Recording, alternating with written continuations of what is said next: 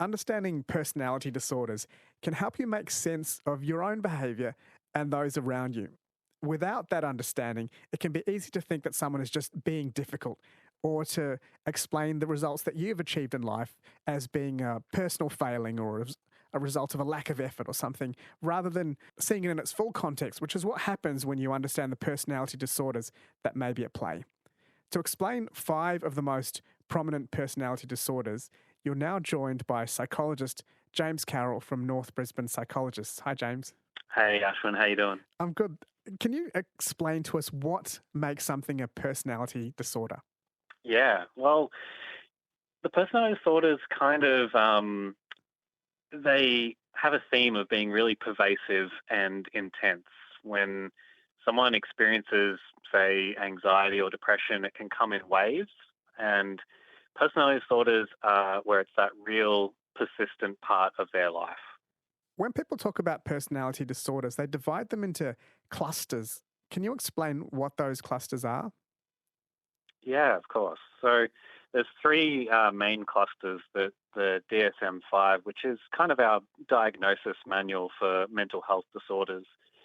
It puts them into cluster A, cluster B, and cluster C. Cluster A, I guess you could say, is that personality disorders that are of a suspicious or odd or eccentric kind of traits of a person. Cluster B is people who experience the more sort of dramatic, over-emotional, or really erratic behaviours. Cluster C is where it goes into the real anxiety and just intense fears.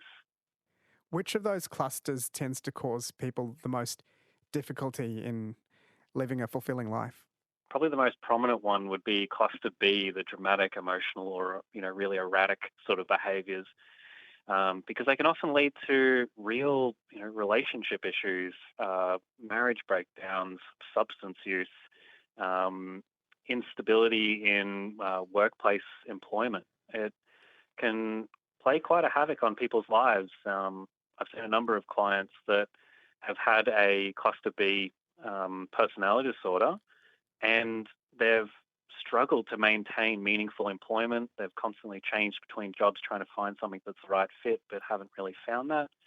They've had a lot of, real relationship difficulties, and it's really impacted their life and their mental health because they keep thinking, why is this all going so wrong for me? And, why does nothing ever go my way? When someone is suffering that kind of distress, how helpful is it to be able to put a label on it, a personality disorder label on the distress that they've been suffering? It can be sometimes a double-edged sword, which I always check in with my clients and just say, hey, is this something you would like to go down and, further investigate a potential diagnosis, or would you just sort of like to focus on the symptoms that you're experiencing and we really, target those? But I say it comes with that duality because some people, they might be in their, 30s, 40s or 50s, and they've seen a number of doctors or psychiatrists, or they've done some research online, and they haven't quite found the answer. They've just always felt that they were, odd, strange. And some of my clients have actually said they just felt really just overwhelmed and almost like, I must be crazy. And I, explain hey, if a diagnosis or exploring a diagnosis might provide some help to you, that is something we can do because it might provide that closure that you're not crazy, you're not, doing these things on purpose. It's not, that you're an evil person, and that there is a real, mental health disorder that's going on and can explain a lot of the things they're feeling and a lot of the ways that they've acted in the past or are acting at, in the present. It can be quite good in that way of providing closure, but sometimes it can also, bring along an incredible amount of stigma, especially some of the cluster B personality disorders have stigmas, unfortunately, that associate them with criminality or, purposely being narcissistic or, against the pro-social ways that we live in. Let's cover some of those stigmas as we go through these 5 personality disorders that you've brought to us. The first personality disorder that you'd mentioned was schizotypal personality disorder. What is that? Schizotypal often, it's very easy to be confused with schizoid personality disorder and also schizophrenia or schizoaffective disorder. It's it's a bit of a mouthful for them all, but schizotypal personality disorder is a real just pattern of intense discomfort in real close relationships, but it also comes along with some real, eccentric behaviors and some perceptual delusions. People might have some odd beliefs about how the world works or some, delusions of grandiosity. They might, feel that they are not who they actually are and that they are some sort of famous person or, important religious figure. Or they might have thoughts that, their sort of inner monologue can actually control the environment around them and control other people. What effect does that have on the relationships? A pretty incredible and intense effect on their relationships. Can often make them feel really isolated, and that, their belief in these, sort of distortions is so strong that they don't question that, but they question the world around them. So it can really make them feel isolated from not only their community, but their relationships with, the closest people in their lives. What's the best way to treat or manage that personality disorder? With all personality disorders, there's never sort of one, specific treatment. It's always a bit of a combination. If there was, one treatment that fit all, that would be incredible. But it often starts from a very just, foundational basis of pulling apart, some of the beliefs and the thoughts that they have, and really sort of just building a bit of insight and awareness that, maybe we should reality test some of these odd beliefs or thoughts. And do they sort of go in line with the evidence in the environment, or are they something that's, a little bit more sort of magical thinking that doesn't really connect to reality? Okay, so there's enough self-awareness of that kind of rational, reflective process can help undermine some of those delusions that they've been having? Yeah, it can be a really powerful thing. It sounds very simple to, reality test, but it can be a very powerful technique to, help people feel more in control of their lives and more in control of their mental health, instead of feeling that, something is not quite right and they have this odd belief that isn't really fitting in with the environment. They can now sort of almost do a little experiment and test whether this is in line with reality. Are people with this personality disorder often, described as a character by the general public and their friends, and they might find themselves being, wonderful performers and entertainers because they've got such divergent brains? It's quite entertaining when channeled in a particular way. Is that an aspect of this personality disorder? Yeah, it can be. When people are, quite eccentric, they're able to play characters more easily. They're able to adapt to different things. And often we think about, I guess the DSM-5 talks about all of the symptomology of personality disorders and disorders, but there are some, positive traits that come along with these, people with this disorder have an incredible ability to, draw from that experience and to use that real sort of innate creativity to think about the world in a different light. All right, so that's schizotypal personality disorder. The second one that you'd mentioned to us was borderline personality disorder. Can you tell us more about that? Borderline is probably one of the most common personality disorders that I see in my sort of client base. And often people will come to me and they, have seen quite a number of other health professionals, or they've done some research online. They haven't really sort of found what explains, what explains what they're going through. And they really experience the core of it is just an unstable sort of history of relationships.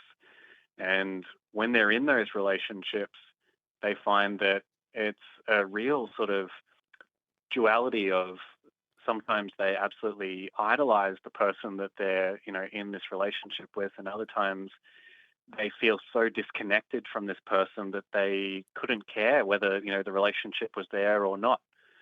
And it can really cause havoc in that way. But it also extends to the relationship that they have with their self. People with borderline personality disorder often feel that they don't really have a sense of solid identity. They feel lost. They feel that they're constantly searching for something that makes them, them. But it's impossible to find because they're constantly changing. So is part of your treatment for someone with borderline personality disorder to help them find a more stable identity outside of other people and external fulfillment? Definitely, yeah. Helping someone find their own independence and, form a relationship with themselves and, explore that in depth like they have probably not done prior is a really important part of that. With borderline, because there's such intense anxiety, such intense anger at times, it also, the treatment includes a lot of just emotional regulation techniques, a lot of treatment targeting. This is how we can, build our distress tolerance. So if something happens to us that, our mind wants to take and, erupt like a volcano, even though the actual trigger was something quite small, we can put some techniques in that manage that distress so it doesn't lead to this, big explosion, and it's managed in a much more appropriate and less exhausting way for the person. You're listening to psychologist James Carroll from North Brisbane Psychologists, taking us through 5 prominent personality disorders that people may suffer from. That was borderline personality disorder. And James, you mentioned stigma. I'm guessing this next one comes with stigma, particularly around criminality as well. It's antisocial personality disorder. Can you explain a bit more about this one? Antisocial PD is, you're 100% right, it often comes with that stigma of just criminality, or that this person is choosing to disregard others and to be, what someone might consider as just unempathetic and, not caring for others around them.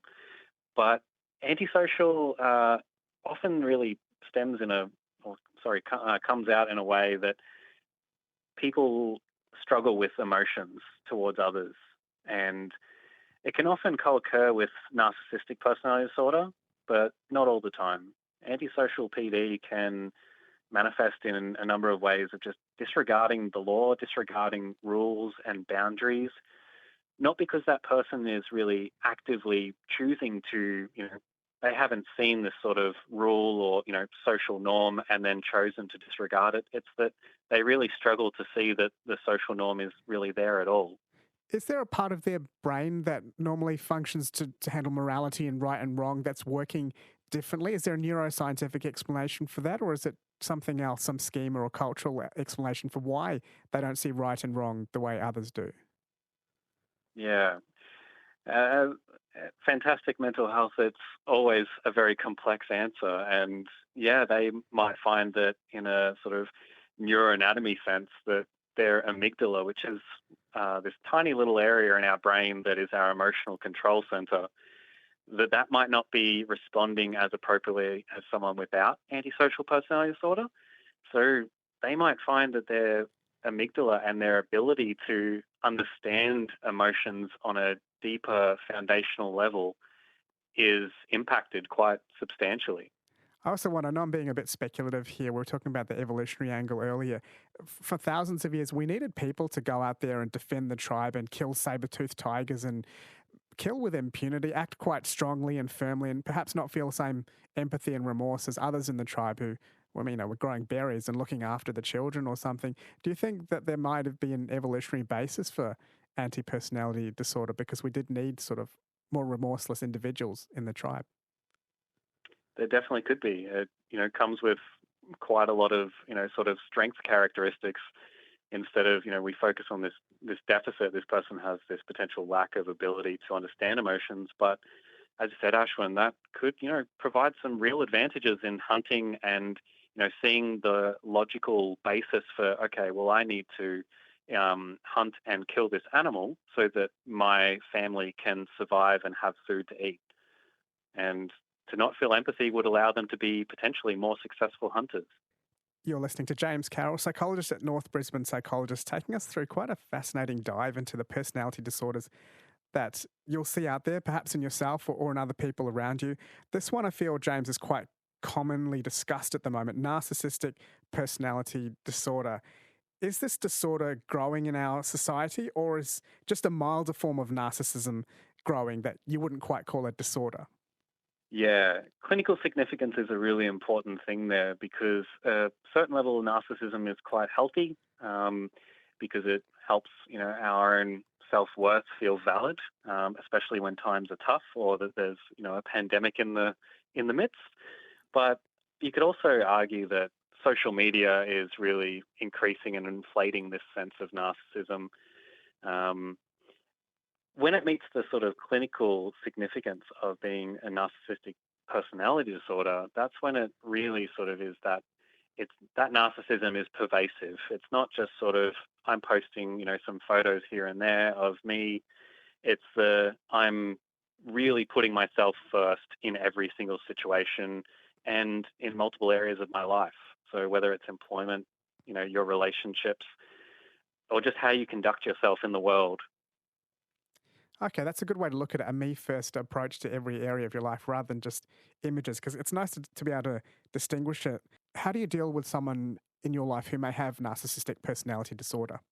So just being really understanding, using empathy to try and understand where they're coming from, and also just putting a different perspective on it, that they're not choosing to, be self-centered or anything like that. It's these real sort of pervasive symptoms that they're experiencing. And often I talk a lot about assertive communication and just trying to help people understand this is how I can convey to others that this is the emotion that I'm experiencing. This is the thing that has caused that emotion to come up. And here's an alternative that we can do to sort of meet in the middle where both of our needs are met. So often people with narcissistic PD will only look at their needs. They won't consider the needs of others. So helping sort of two people, especially if they're in a relationship or, some sort of close friendship, helping them to communicate better and just try and understand each other, even if just a slight more can, make a world of a difference. And that's good to know. It's almost like if you are in a relationship or a connection of some kind with a narcissist, you have to discover your own strength and assertiveness as well. That's the role you can take. There's one more personality disorder that you wanted to discuss today. That's Obsessive Compulsive Personality Disorder. What is that?